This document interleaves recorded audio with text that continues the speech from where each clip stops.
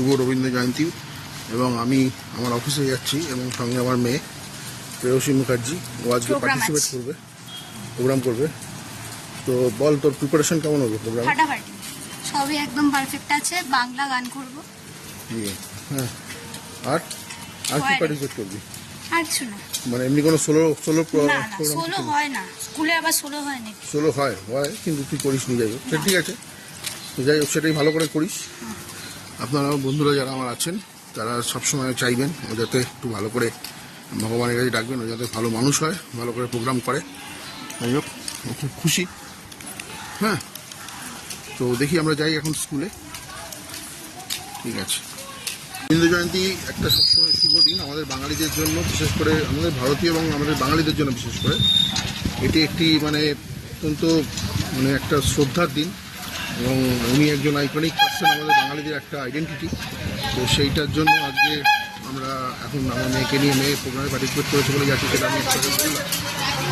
যদি সম্ভব হয় বন্ধুরা আমি দেখাবো আপনাদের প্রোগ্রামটা, কারণ আমি অফিসে খুব বিজি থাকি। ও আমার স্কুলে আমার সেকশনেই আমার মানে আমি ওর যেখানে ও ক্লাস করে সেখানেই আমি আমার অফিস।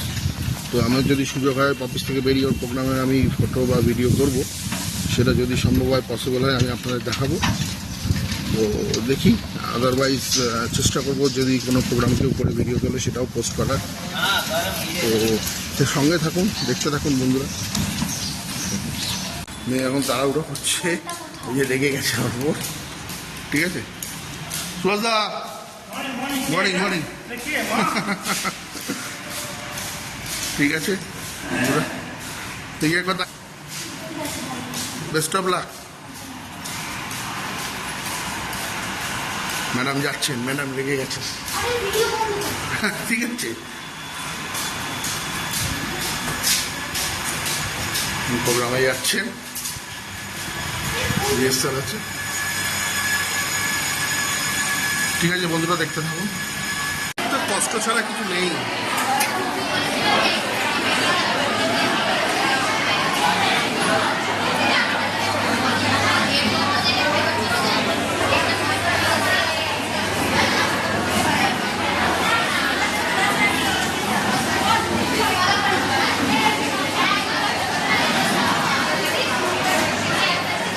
হাই কর, এরম কর, এরম কর।